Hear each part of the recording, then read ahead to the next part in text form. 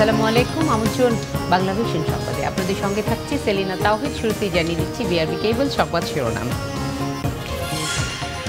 করোনায় দেশে আরও 14 জনের মৃত্যু, 24 ঘন্টায় নতুন শনাক্ত 1041 জন। গত 3 সপ্তাহে ব্যাপক হারে বেড়েছে আক্রান্ত, জানিয়েছেন স্বাস্থ্য অধিদপ্তর। লকডাউন শিথিলতায় করোনার সংক্রমণ বাড়লেও সরকারের প্রতি আস্থা রাখার আহ্বান প্রধানমন্ত্রীর। ক্ষতিগ্রস্ত 50 লাখ পরিবারকে 1200 কোটি টাকা সহায়তা বিতরণ। করোনা মহামারীতে সিএনজি বা রিকশায় যাতায়াত নিয়ে শঙ্কা বিশেষজ্ঞদের। সংক্রমণ রোধে এখনই এই পরিবহনগুলোতে জীবাণুনাশক রাখা নিশ্চিতের তাগিদ। বিদায় নিলেন জাতীয় অধ্যাপক ডক্টর আনিসুজ্জামান। করোনা পরীক্ষার ফল পাওয়ার পর জানাজা ও দাফনের বিষয়ে সিদ্ধান্ত জানিয়েছেন তার ছেলে।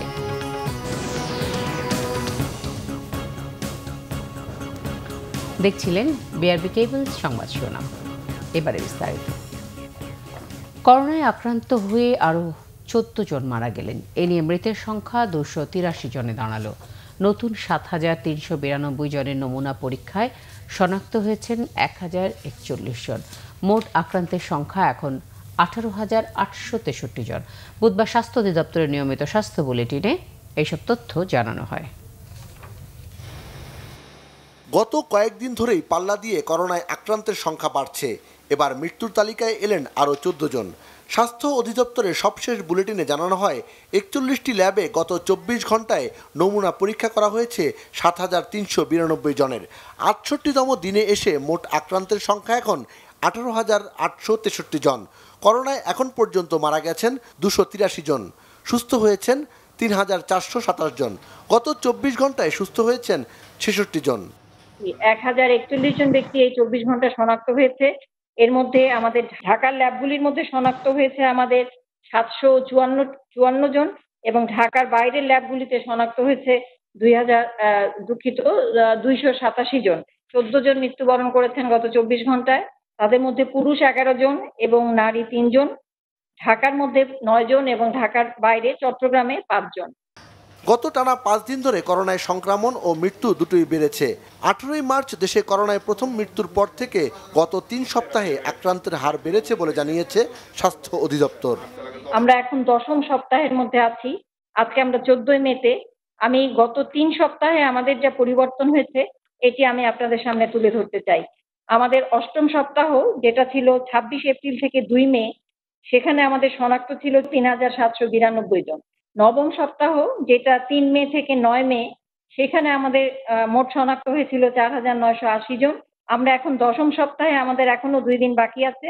আজকে 14 মে পর্যন্ত আমাদের এই সপ্তাহে শনাক্ত 5,093 জন। শনাক্ত বিবেচনায় আমাদের যা সুস্থতার হার গতকালের তুলনায় আজকে বেশি। আমাদের 19.10% শনাক্ত বিবেচনায় সুস্থতার হার এবং মৃত্যুর হার, শনাক্ত বিবেচনায় মৃত্যুর হার 1.50%। স্বাস্থ্যবিধি আরও কঠোরভাবে মানার পরামর্শ দিয়েছে স্বাস্থ্য অধিদপ্তর। বলা হয়, করোনা মোকাবেলায় সবার আগে দরকার ব্যক্তিগত সচেতনতা। সিকান্দার রেমান, বাংলাভিশন, ঢাকা। চট্টগ্রামে করোনা আক্রান্ত এক কলেজ ছাত্রের মৃত্যু হয়েছে। দেশের বিভিন্ন জায়গায় করোনার বিস্তার বাড়ছেই। এরই মধ্যে প্রশাসনে উচ্চপদস্থ কর্মকর্তা, চিকিৎসক ও পুলিশ সদস্য রয়েছেন।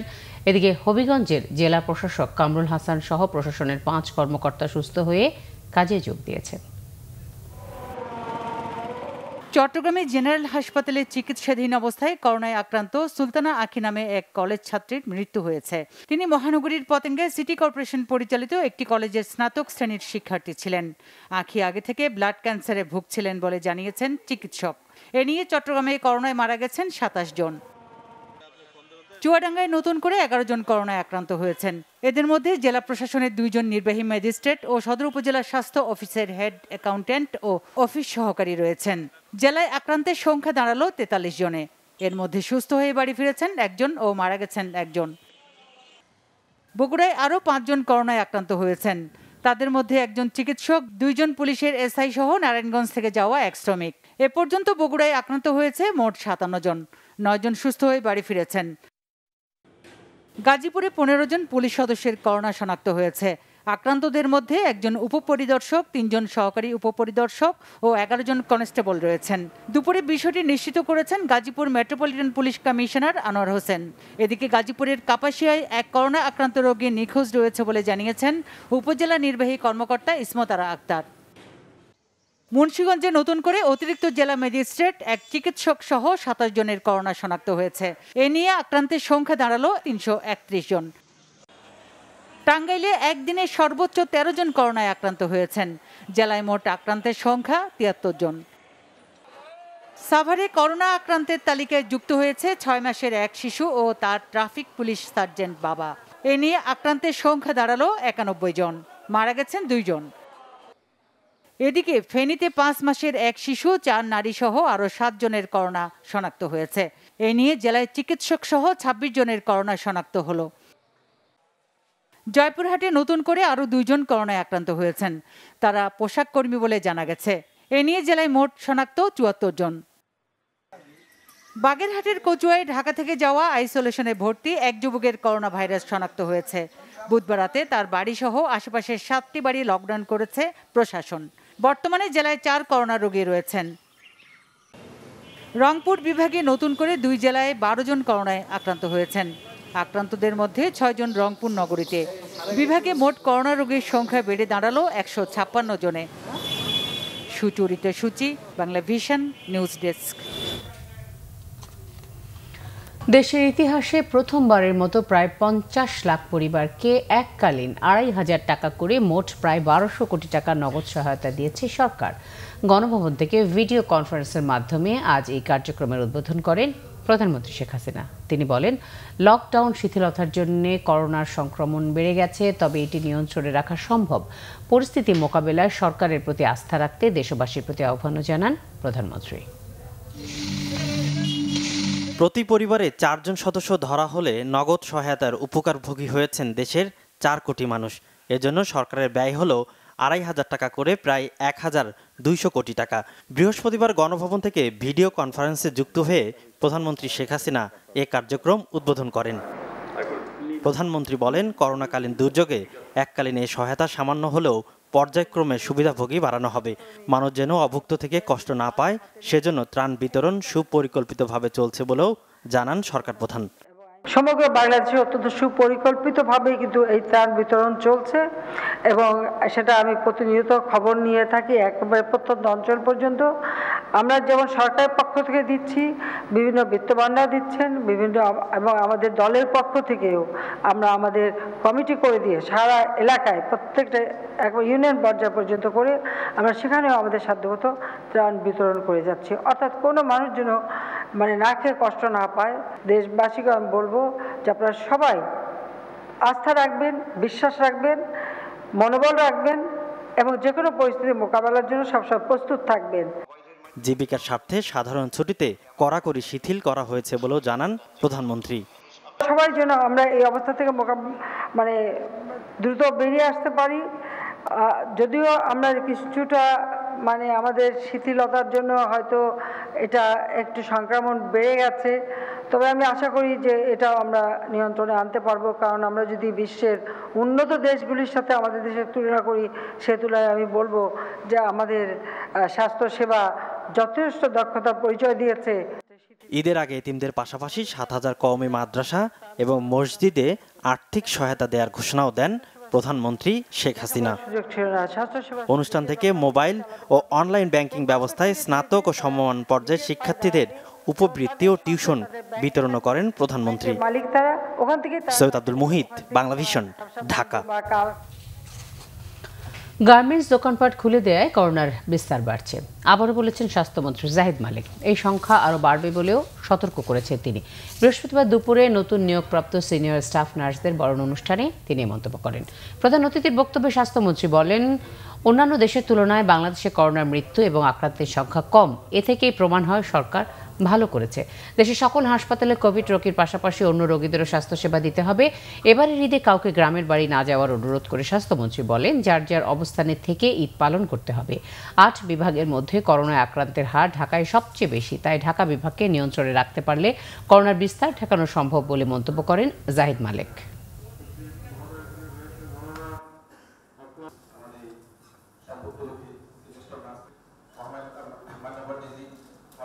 আমরা আশা করব ঈদে কেউ বাড়ি যাবে না, নিজের স্ব জায়গায় ঈদ করবে।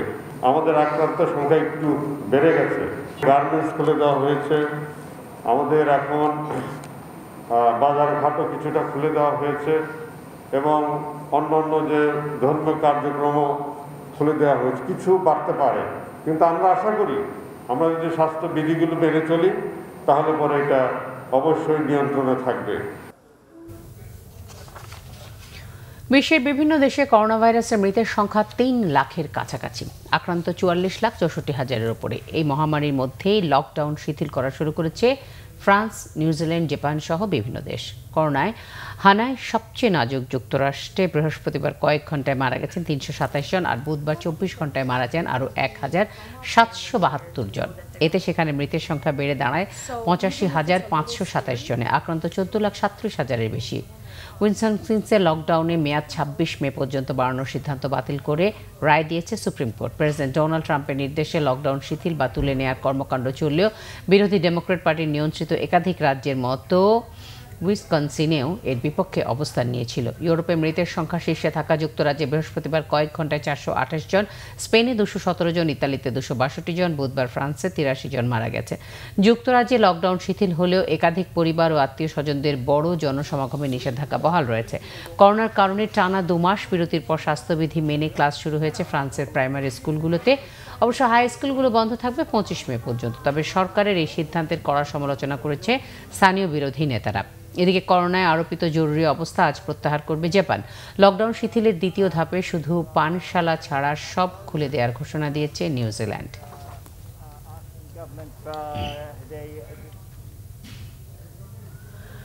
যুক্তরাষ্ট্রে মৃতের সংখ্যা না কমলেও সংক্রমণের সংখ্যা কমছে বলে জানিয়েছেন নিউ ইয়র্কে কর্মরত বিশিষ্ট চিকিৎসক ডক্টর ফেরদৌস খন্দকার। সংক্রমণ বাড়ায় বাংলাদেশের মানুষকে স্বাস্থ্যবিধি কঠোরভাবে মানার পরামর্শ দেন তিনি। নিউ ইয়র্কের অবস্থা খুবই ভালো, নতুন কেসেস খুব অল্প, এখন আগের থেকে খুব শার্প ডিক্লাইন হচ্ছে, নেমে আসতেছে। তবে মৃত্যু কেন এত? মৃত্যু হচ্ছে হাসপাতালে এখনও লাইফ সাপোর্টে অনেক রোগী আছে যারা করোনা সংক্রান্ত রোগী, তো তাদের থেকেই মৃত্যুর হার অনেক বেশি।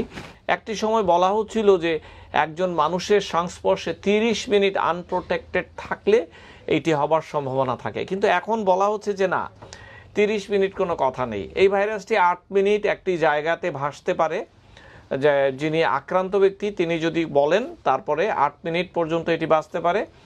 এরপর ওখান দিয়ে যদি কেউ হেঁটে যান এই ভাইরাস ব্রিথ করতে পারেন। যিনি কথা বললেন তিনি যদি একটি মাস্ক পরে থাকতেন তাহলে দেখা গেছে যে ৮০ থেকে ৯০% ড্রপলেটগুলো ভাষার কথা নয়, এখানেই থাকার কথা। রাস্তাঘাটে যাকেই দেখবেন মাস্ক ছাড়া একটি মাস্ক দিয়ে দিন, আপনার নিজের সেফটির জন্য তাকে সেভ করতে হবে। করোনা মহামারীতে সিএনজি বা রিকশায় যাতায়াত কতটা নিরাপদ? অজান্তেই সংক্রমিত হচ্ছেন না তো প্রাণঘাতী এই ভাইরাসে? কে জানে এর আগের যাত্রী করোনা নিয়ে ঘুরছিলেন কিনা। সিএনজি রিকশা চলাচল বাড়তে থাকায় করোনার বিস্তারও বাড়তে পারে বলে শঙ্কা বিশেষজ্ঞদের। রাজধানী ঢাকার এই চিত্র দেখে বোঝার উপায় নেই, দেশে এখন লকডাউন চলছে। বাস ছাড়া ঢাকার রাস্তায় অন্য সব পরিবহনই চলছে। বাস না চলায় ঘর থেকে বের হওয়া মানুষের যাতায়াতের অবলম্বন এখন সিএনজি আর রিকশা। কিন্তু করোনা রোধে এসব যানবাহনে নেই জীবাণুনাশক কোনো ব্যবস্থা। সারাদিন অসংখ্য মানুষ একই সিএনজি এবং রিকশা ব্যবহার করায় প্রশ্ন উঠেছে কতটা ঝুঁকিমুক্ত এসব বাহন। যাত্রীরা বলছেন সংক্রমণের ঝুঁকি জেনেও এসব বাহনে চড়তে বাধ্য তারা। জরুরি কাজে তো আমাকে বের হতেই হবে, কিন্তু আমার আগের প্যাসেঞ্জারের যদি করোনা ভাইরাস থেকে থাকে তাহলে আমি নিশ্চিতভাবেই নিজেকে হুমকির সম্মুখীন মনে করছি, আর এইটুকু আমার করতেই হচ্ছে, উপায় নেই। জীবাণুনাশক দেওয়ার জন্য তো কাউকে গাইড করতেছে না ওনাদেরকে, বা প্রেশার করতেছে না ওনাদের, কারণ আমরা কী করবো বলে আমাদের যাইতে হবে। মানে মনে করেন মোটর সাইকেলে গেলে তো পাশাপাশি ইয়া হবে, এই জন্য মনে করেন যে চেঞ্জিতে উঠছি যাতে একটু দূরত্ব বজায় রাখার জন্য। স্প্রে রাখছি না, সকালে মেরে দিয়েছে তো, সকালে গিয়ে যেতে মেরে দেয়। স্প্রে করে বলছেন না, আমি রাখিনি, কিন্তু আমি গাড়ি সবসময় ধুয়ে মুছে রাখি। আমার গাড়ি দেখেন অপরিষ্কার নেই। চিকিৎসকরা বলছেন, দিন দিন যেভাবে ঢাকার রাস্তায় মানুষ সিএনজি এবং রিকশায় চলাচল করছে, তাতে করোনা সংক্রমণ আরও বাড়তে পারে। রিকশা একটা সিএনজি দিয়ে একজন মানুষ হাসপাতালে গেলেন, পরে উনি যদি কোভিড ভাইরাসের পজিটিভ থাকেন, তাহলে উনি তো ওই সিএনজির ভিতরে কোভিড ভাইরাসটাকে রেখে আসলেন। সিএনজি ড্রাইভাররা তো সেভাবে স্যানিটাইজার ইউজ করে না, মাস্ক পরে না ঠিকমতো, এবং গ্লাভসও পরে না। তো সেটা সামাজিক ডিস্টেন্সিংয়ের মধ্যে আমার মনে হয় এটা খুব ভয়াবহ রূপ ধারণ করতে পারে। করোনা সংক্রমণ রোধে এখনই পরিবহনগুলোতে জীবাণুনাশক রাখার বিষয়টি নিশ্চিত করতে আইনশৃঙ্খলা বাহিনীকে সক্রিয় হওয়ার তাগিদ চিকিৎসকদের। জাহাঙ্গীর আকন্দ, বাংলা ভিশন, ঢাকা। কাপড়ে লাগার 2 মিনিটের মধ্যেই মরে যাবে করোনার জীবাণু। ভাইরাস বিনাশী এমন কাপড় দেশেই প্রস্তুত করছে বস্ত্র খাতের শীর্ষ প্রতিষ্ঠান জাবের অ্যান্ড জুবায়ের, যা বাজারে আসবে মাসখানেকের মধ্যে। এ কাপড় দিয়ে সহজেই বানানো যাবে শার্ট, প্যান্টের মতো যে কোনো পোশাক। খরচ পড়বে সাধারণ কাপড়ের তুলনায় 70 থেকে 100 টাকা বেশি। ছোঁয়াচে ভাইরাস করোনার সংক্রমণ ঠেকাতে নিয়ম মেনে শুধু হাত ধুলেই চলবে না, পোশাক ব্যবহারেও হতে হবে সচেতন। কারণ বিশেষজ্ঞরা বলছেন, জামা কাপড়ে কয়েক ঘন্টা পর্যন্ত বেঁচে থাকতে পারে ভাইরাসটি। এই শঙ্কার মধ্যে সুখবর নিয়ে এলো দেশীয় পোশাক প্রস্তুতকারী প্রতিষ্ঠান জাবের অ্যান্ড জুবায়ের। তাদের দাবি, এমন কাপড় তারা তৈরি করেছেন যাতে 2 মিনিটও বাঁচবে না করোনার জীবাণু। কোভিড-19-এর একটি ড্রপলেট যদি পড়ে, যখন আপনি প্রিন্টের শার্টটা পরে আছেন, 2 মিনিট পর্যন্ত এই শার্টের উপরে বেঁচে থাকবে, তারপর এটা অটোমেটিক্যালি ডিমোলিশ হয়ে যাবে। বিশেষ রাসায়নিকের সংমিশ্রণে তৈরি এসব কাপড় দিয়ে বানানো জামা কাপড়, পিপিই বা মাস্কে কোনো স্বাস্থ্য ঝুঁকি নেই। এ ব্যাপারে আন্তর্জাতিক প্রতিষ্ঠান ইউকাডের সনদও পেয়েছে প্রতিষ্ঠানটি। সামান্য বাড়তি অর্থ খরচেই মিলবে এই পোশাক। একটা কেমিক্যালের কস্ট আছে, প্লাস আমাদের প্রসেসের কস্ট আছে। কাপড়ের ডেন্সিটি, কাপড়ের কনস্ট্রাকশন এবং কাপড়ের কালার্স, যদি ইয়ানডাইট থাকে তার দাম ভিন্ন হবে, যদি প্রিন্ট থাকে তার দাম ভিন্ন হবে। কাপড়ের দাম যদি $2 থাকে, তার $2 সামনে এটা অলমোস্ট 88 সেন্টসের মতো বাড়তেছে। দেশে তৈরি এই পোশাক নিতে বিশ্বখ্যাত শতাধিক ব্র্যান্ড আগ্রহী বলে জানান প্রতিষ্ঠানটির কর্মকর্তারা, যার প্রথম চালান যাচ্ছে আবুধাবিতে। যখন H&M থেকে US এর রাফ লরেন সবাই এটাকে নক করে আমাকে, তখন বুঝতে হবে যে এটা এখনো ইন্টারন্যাশনাল মার্কেটে রিলিজ হয়নি। ওয়াশ এটা আসলে আমরা বলছি আমাদের বায়ারকে 20 থেকে 30 বার, তবে এটা আরও বেশি ওয়াশ করা সম্ভব। সেই ক্ষেত্রে আপনি চাইলে ওইভাবে জিনিসটা ম্যানুফ্যাকচারিং হবে। মাসখানেকের মধ্যে দেশীয় ব্র্যান্ড ব্লু জিন্সেও পাওয়া যাবে করোনা ভাইরাস রোধী এই পোশাক। এটা মার্কেটে আসতে আমাদের 1 মাস সময় লাগবে। জিয়াউল হক সবুজ, বাংলা ভিশন, ঢাকা। রাজধানীতে বিপণী বিতান ও শপিং মল খোলার সংখ্যা বাড়ছে। বেশিরভাগ মার্কেটে স্বাস্থ্যবিধি মানার পাশাপাশি জীবাণুনাশকের ব্যবস্থা রাখা হয়েছে। তবে শপিং মলগুলোতে স্বাস্থ্যবিধি মানছেন না অনেকে। ক্রেতাদের আরও সচেতন হওয়ার আহ্বান জানিয়েছেন বিক্রেতারা। দোকানগুলোতে নানা ধরনের ঔষধ স্প্রে করে ক্রেতাদের স্বাস্থ্য সুরক্ষার বিষয়টি নজরে রাখছেন দোকান মালিকরা। রাজধানীর বিভিন্ন এলাকায় সীমিত আকারে দোকানপাট খুললেও ক্রেতাদের আনাগোনা তুলনামূলক কম। 1.5 মাসেরও বেশি সময় বন্ধ থাকার পর রমজান ও ঈদের কেনাকাটার জন্য রাজধানী সহ সারা দেশে দোকানপাট সীমিত আকারে খুলেছে। এখনো বিসমিল্লাহ হয়নি, আর কালকা বেশি 1 পিস, আর আগের দিন 1 পিস, এইরকম শেষ। মানে চলবো কীভাবে, আমরা চলবো কীভাবে? মোটামুটি সচেতনভাবেই যে যতটুকু পারে আর কি, যতটুকু এইভাবেই আপনার চলাফেরা করার চেষ্টা করতেছে। বাচ্চাদের জুতা নাই, না বেরোলে তো আর হবে না, একদিনের জন্য বেরিয়েছি। বাংলাদেশে এমনিতে একটু অসচেতন, আমরা একটু সচেতনতা আছে, ইনশাল্লাহ সচেতন হয়ে যাব। সংখ্যায় কম হলেও সব প্রণোদিত হয়ে কিছু দোকান বন্ধ রেখেছেন মালিকরা। আজকে এই মার্কেটটা খুলছি, আমাদের যে ড্রেসগুলি দেখছেন এই ড্রেসগুলি কিন্তু সমস্ত সেলসম্যান এবং কর্মচারী যারা আছে, দোকান মালিক যারা আছে, সবাই এটা পরিধান করে তাদের মালামাল বিক্রি করবে। কিছু কিছু আছে লোকাল মার্কেট, ওই মানা হইতেছে না, কিন্তু এখানে মোটামুটি সবকিছু ডিসিপ্লিন ঠিক আছে। আমরা যারা আছি তাদেরকে অবশ্যই অবগত করে দেই যে আপনারা একটু দূরত্ব বজায় রেখে মার্কেটিং করতে আসছেন, করেন। এখন ঈদ চলে আসছে, ঈদের উপলক্ষে একটা প্যান্ট আর একটা গেঞ্জি কিনতে আসছে। বাচ্চাদের আবেদন তো নাকচ করা যায় না, অনেক চেষ্টা করছিলাম, পারিনি, তো শর্টকাট করে চলে যাব। জনসাধারণের চলাচল বেড়ে যাওয়ায় রাজধানীর বিভিন্ন সড়কে দেখা গেছে ব্যক্তিগত যান চলাচলের পাশাপাশি রিকশা ও অটোরিকশা চলাচল। রিয়াদ তালুকদার, বাংলা ভিশন, ঢাকা। বিএনপির সিনিয়র যুগ্ম মহাসচিব রুহুল কবির রিজভীর অভিযোগ, করোনায় আক্রান্ত ও মৃত্যুর সংখ্যা গোপন করছে সরকার। রাজধানীর তোপখানা রোডে জাতীয়তাবাদী সামাজিক সংস্থা জাসাসের উদ্যোগে আজ ত্রাণ বিতরণের সময় তিনি অভিযোগ করেন। রিজভী বলেন, চীনে যখন করোনা শুরু হয়েছিল তখন থেকে বাংলাদেশে করোনা মোকাবেলার প্রস্তুতি নিলে এত মানুষ আক্রান্ত হতো না, কেন আগাম প্রস্তুতি নেওয়া হয়নি এমন প্রশ্ন করেন তিনি। করোনার মতো দুর্যোগের সময়ও বিরোধী নেতা কর্মীদের নির্যাতন করা হচ্ছে বলে অভিযোগ করেন বিএনপির সিনিয়র যুগ্ম মহাসচিব। অবিলম্বে করোনার জন্য আরও বিশেষায়িত হাসপাতাল ও ভেন্টিলেটরের ব্যবস্থা করার দাবি জানান তিনি। সামনের দিনগুলোতে বিএনপির ত্রাণ বিতরণ কার্যক্রম অব্যাহত রাখার কথাও জানান রুহুল কবির রিজভী।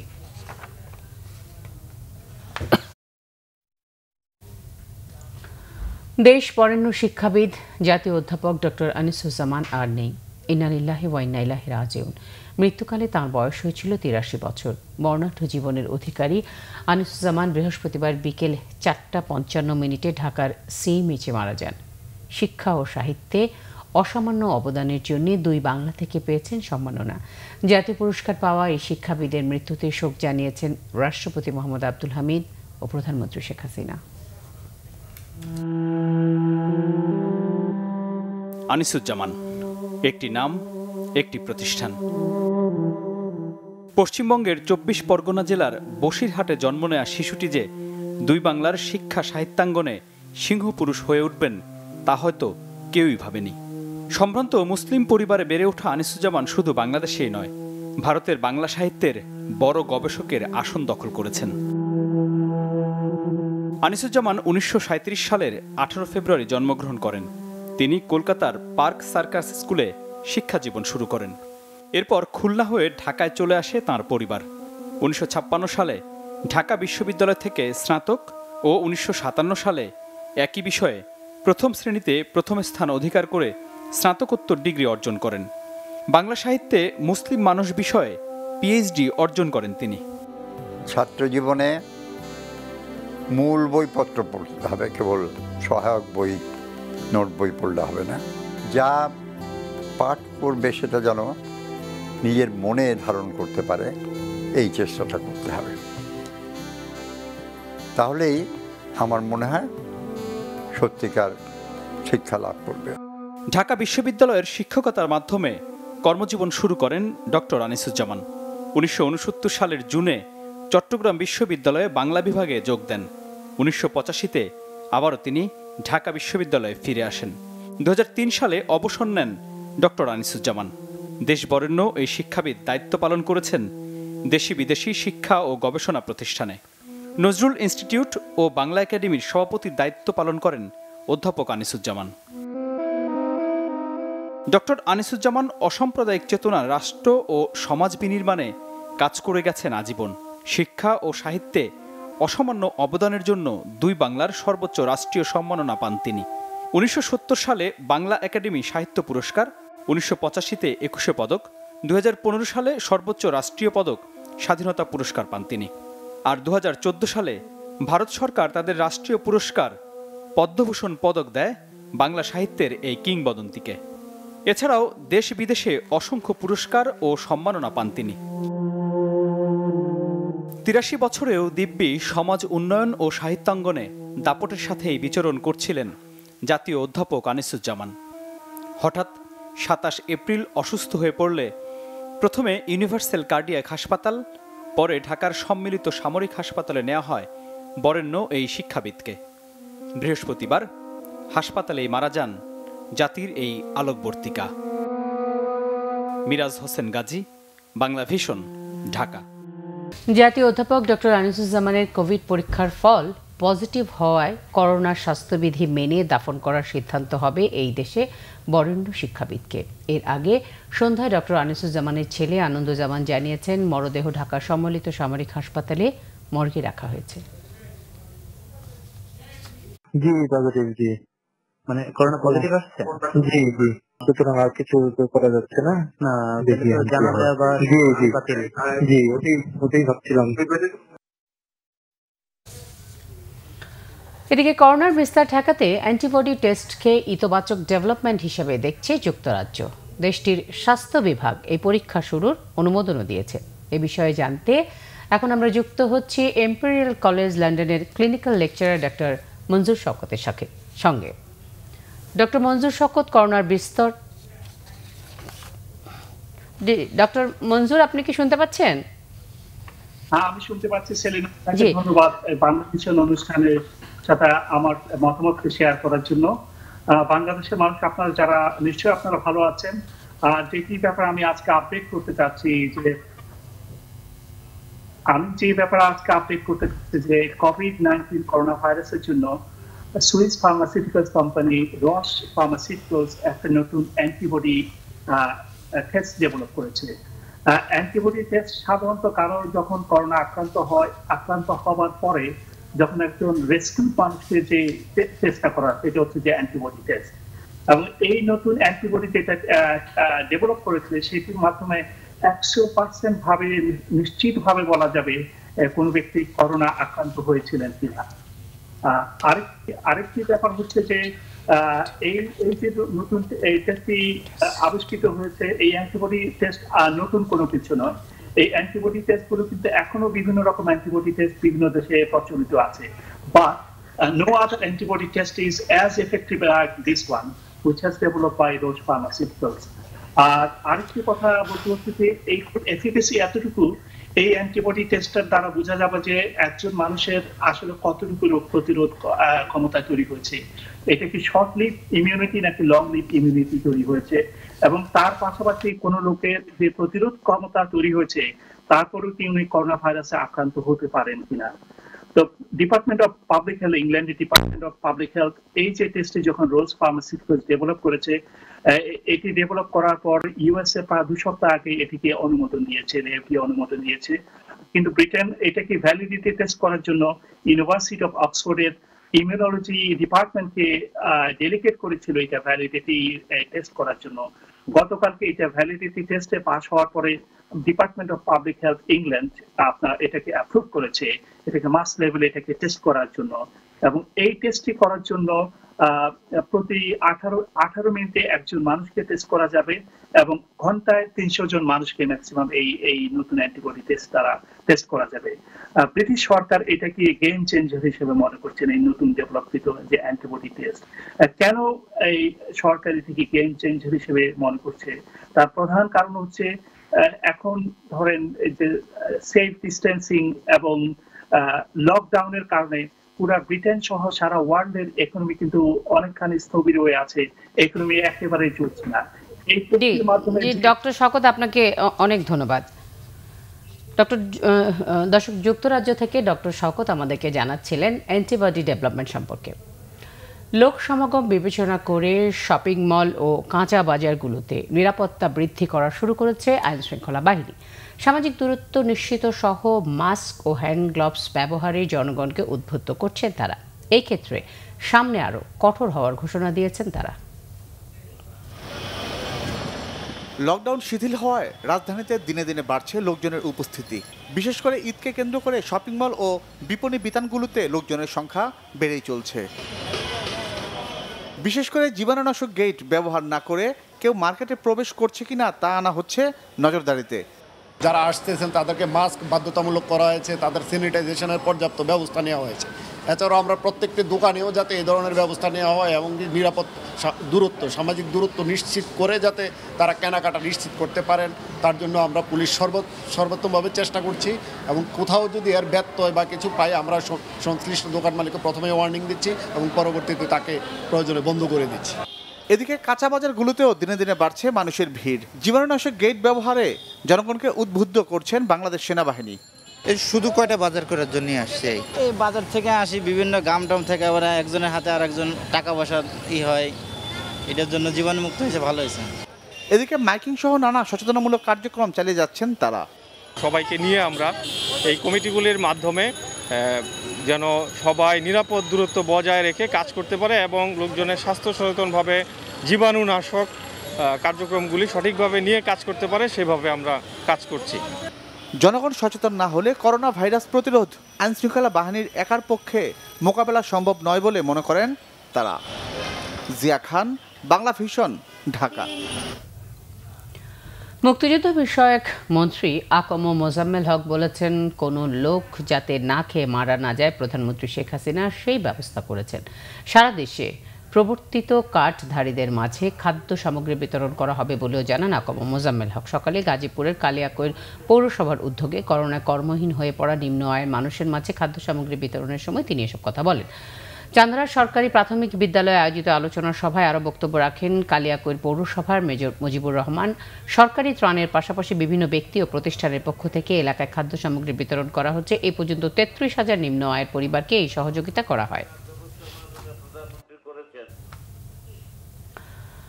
কুমিল্লার লালমাইয়ে 13 বছরের কিশোরীকে 65 বছরের এক বৃদ্ধের বিয়ে করার ঘটনায় প্রতিবাদের ঝড় চলছে সামাজিক যোগাযোগ মাধ্যমে। পুলিশ হেফাজতে নেওয়া হয়েছে মেয়েটিকে।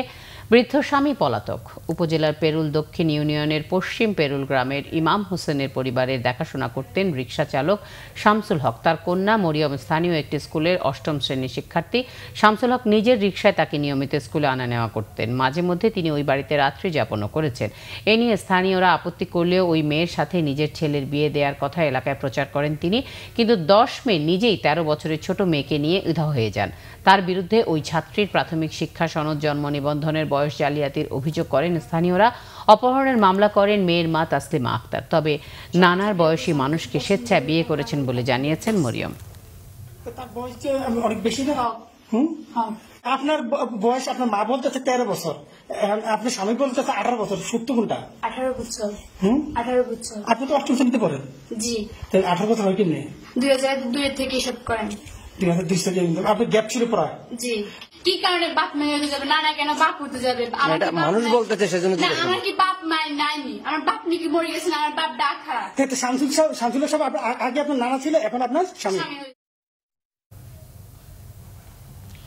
করোনার প্রভাবে ঝুঁকির মুখে পড়েছে সম্ভাবনাময় তথ্য প্রযুক্তি খাত। তথ্য প্রযুক্তি খাতের সংগঠনগুলো মনে করে, বর্তমান পরিস্থিতি চলমান থাকলে ছোটখাটো অনেক প্রতিষ্ঠানের টিকে থাকাই কষ্টকর হবে। চাকরি হারানোর সংখ্যা দেখা দিয়েছে এই খাতের কর্মীদের। তথ্য প্রযুক্তি প্রতিমন্ত্রী জানালেন, এই খাতের জন্য ঋণ সহায়তা, প্রণোদনা এইসব বিষয়গুলো তারা ভাবছেন। 2008 সালে তথ্য প্রযুক্তি খাতে রপ্তানি আয় ছিল মাত্র $26 মিলিয়ন। এ আয় এখন $100 কোটি দাঁড়িয়েছে। আগামী 1 বছরের মধ্যে রপ্তানি আয় $500 কোটি লক্ষ্যমাত্রা ঠিক করেছে সরকার। কিন্তু করোনা ভাইরাসের কারণে এই খাতও পড়েছে শঙ্কায়। সংশ্লিষ্টরা বলছেন, গত 2 মাসে এই খাতের প্রায় 80% কাজ কমে গেছে। ব্যবসা বন্ধ থাকায় স্বল্প পুঁজির অনেক প্রতিষ্ঠানের ভাড়া ও কর্মচারীদের বেতন পর্যন্ত দিতে পারছে না। এই পরিস্থিতি আরও কিছুদিন চললে ভবিষ্যতে এই খাতের ছোট প্রতিষ্ঠানগুলোর টিকে থাকাই কঠিন হয়ে পড়বে বলে মনে করেন তারা। যখন চায়না বন্ধ হয়ে গেল, সেই সময় থেকেই আমাদের আসলে ব্যবসার মন্দাভাব শুরু হয়ে যায়। আমাদের ছোট ছোট যারা এন্টারপ্রেনার আছেন, তারা আসলে বড় রকমের আর্থিক ক্ষতির সম্মুখীন হয়েছেন এবং এই ক্ষতির কারণে এখন তাদের ব্যবসা বন্ধ হয়ে যাওয়ার মতো উপক্রম। আমাদের যারা এক্সপোর্ট করেন, তাদের এক্সপোর্ট অর্ডারগুলো সব বন্ধ হয়ে গেছে, তাদের পেমেন্টগুলো আটকে গেছে। স্থানীয় বাজারে যারা কাজ করেন তাদেরও হাতে কোনো কাজ নেই, বিকজ তারা যাদের জন্য কাজ করছিলেন তারা লকডাউনে আছেন, তারা শাটডাউন হয়ে আছেন। অলমোস্ট 60-70% এমপ্লয়ীদের কিন্তু জব লসের সম্ভাবনা দেখা দিয়েছে এবং অনেক কোম্পানি লিভ উইদাউট পে বা অলমোস্ট চাকরি থেকে ছাঁটাইয়ের কার্যক্রম শুরু করেছে। ক্ষতি কাটিয়ে উঠতে সরকারের সহায়তা চায় তথ্য প্রযুক্তি খাতের সংগঠনগুলো। সামনের বাজেটে আইসিটি সেক্টরের জন্য একটা স্পেশাল ফান্ডের ব্যবস্থা করা হয়, যেখান থেকে স্বল্প সুদে যদি গ্রেস পিরিয়ড সহ একটি লোনের ব্যবস্থা করা হয়। কোম্পানিগুলো খুব খারাপ অবস্থা, প্রায় বন্ধের পথে। তো আমাদের জন্য আলাদা একটা প্রণোদনা আমরা আশা করছি সরকার এটা রিয়েলাইজ করবে এবং সেখানে কিছু প্রভিশন হয়তো একটু রিল্যাক্স করবে। এই খাতকে সহায়তার বিষয়টি সরকারের বিবেচনাধীন আছে বলে জানান তথ্য প্রযুক্তি বিষয়ক প্রতিমন্ত্রী। আমরা আমাদের আইসিটি বিভাগ থেকে চেষ্টা করছি যে প্রত্যেকটি সরকারের মন্ত্রণালয় যেন তারা তাদের যে ডিজিটাইজেশনের যে কার্যক্রমগুলো আছে এগুলো যেন ত্বরান্বিত করে, কার্যক্রমগুলো যেন চলমান রাখে এবং যেগুলো পেন্ডিং বিলগুলো আছে এগুলো দিয়ে দেয়। পাশাপাশি একটি স্বল্প সুদে দীর্ঘমেয়াদী লোন সহায়তা দেওয়ার জন্য এবং প্রণোদনা দেওয়ার জন্য আমরা সরকারের কাছে, অর্থমন্ত্রী মহোদয়ের কাছে আমরা চেয়েছি। এভাবে একদিকে যেরকম অর্থায়ন, অপরদিকে প্রণোদনা, ঋণ সহায়তা এবং তাদেরকে কিছু নীতিগত সহায়তা আমরা দিতে চাই। তথ্য প্রযুক্তি খাত সংশ্লিষ্টরা মনে করেন, করোনা দুর্যোগ কেটে যাওয়ার পর বাইরের বিভিন্ন দেশে নতুন নতুন কাজের সুযোগ তৈরি হবে। তারা প্রস্তুত থাকলে সে কাজগুলো পাওয়ার উজ্জ্বল সম্ভাবনা থাকবে বাংলাদেশের। আহমেদ সরওয়ার, বাংলাভিশন, ঢাকা। আরও কিছু খবর নিয়ে রয়েছে একটি ডেস্ক রিপোর্ট।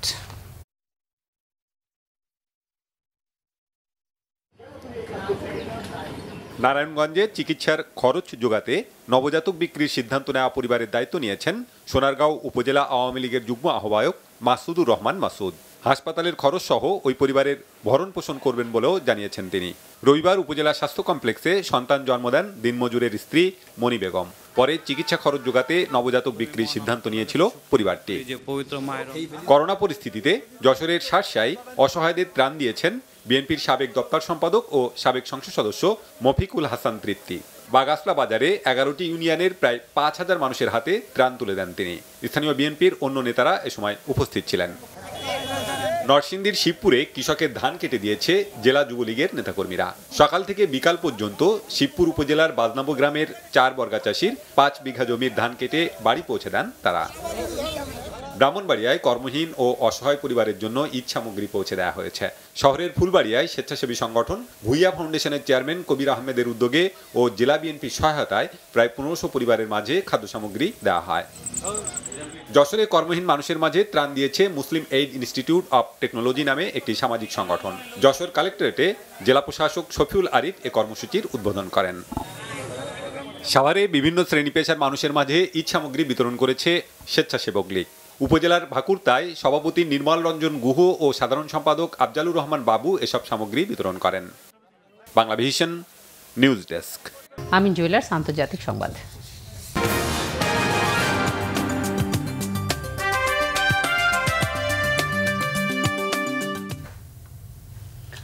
নানা পদক্ষেপের পরও পৃথিবী থেকে করোনা ভাইরাস নির্মূল না হবার সতর্কবার্তা দিয়েছে বিশ্ব স্বাস্থ্য সংস্থা WHO। HIV বা এইডসের মতোই এর সাথে টিকে থাকার অভ্যেস করার পরামর্শ দিয়েছেন তারা।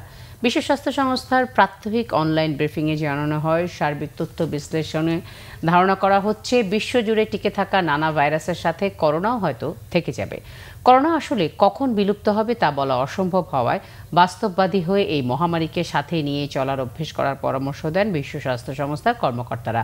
জানানো হয় 100-র উপরে ভ্যাকসিন আবিষ্কৃত হলেও কোনটি আসলে কার্যকর হবে তা শনাক্ত করতে গিয়ে সমস্যায় পড়েছেন গবেষকরা। দেশে দেশে লকডাউন শিথিলের প্রসঙ্গ টেনে সরকারের পাশাপাশি জনগণকেও সর্বোচ্চ স্বাস্থ্য সতর্কতা মেনে চলতে জোর দিয়েছেন সংস্থার প্রধান তেদ্রোস আদানোম গেব্রেসাস। এদিকে করোনার টেস্ট, ভ্যাকসিন তৈরি ও গবেষণার তথ্য হাতাতে মার্কিন গবেষণা প্রতিষ্ঠানগুলোর চীনা হ্যাকাররা হানা দেওয়ার অভিযোগ তুলে যুক্ত বিবৃতি দিয়েছে যুক্তরাষ্ট্রের গোয়েন্দা সংস্থা FBI, সাইবার সিকিউরিটি এজেন্সি ও হোমল্যান্ড সিকিউরিটি বিভাগ। গবেষণা প্রতিষ্ঠানগুলোকে আরও সতর্ক হবার তাগিদ দেওয়া হয় এই বিবৃতিতে। সংবাদ শেষ করছি BRB কেবল শিরোনামগুলো আরও একবার জানিয়ে। করোনায় দেশে আরও 14 জনের মৃত্যু, 24 ঘন্টায় নতুন শনাক্ত 1041 জন। গত 3 সপ্তাহে ব্যাপক হারে বেড়েছে আক্রান্ত, জানিয়েছেন স্বাস্থ্য অধিদপ্তর। লকডাউন শিথিলতায় করোনার সংক্রমণ বাড়লেও সরকারের প্রতি আস্থা রাখার আহ্বান প্রধানমন্ত্রীর। ক্ষতিগ্রস্ত 50 লাখ পরিবারকে 1200 কোটি টাকা সহায়তা বিতরণ। করোনা মহামারীতে সিএনজি বা রিকশায় যাতায়াত নিয়ে শঙ্কা, বিশেষজ্ঞদের সংক্রমণ রোধে এখনই এই পরিবহনগুলোতে জীবাণুনাশক রাখা নিশ্চিতের তাগিদ। বিদায় নিলেন জাতীয় অধ্যাপক ডক্টর আনিসুজ্জামান। কোভিড পরীক্ষার ফল পজিটিভ হওয়ায় করোনা স্বাস্থ্যবিধি মেনে দাফন করা হবে বরেণ্য এই শিক্ষাবিদকে। এই ছিল এখনকার মতো। এছাড়া বাংলাভিশন সংবাদ ও সংবাদ সংশ্লিষ্ট অনুষ্ঠান দেখতে লগ ইন করুন facebook.com/banglavisionnews-এ এবং সাবস্ক্রাইব করুন youtube.com/banglavisionnews-এ। সঙ্গে থাকায় ধন্যবাদ সবাইকে।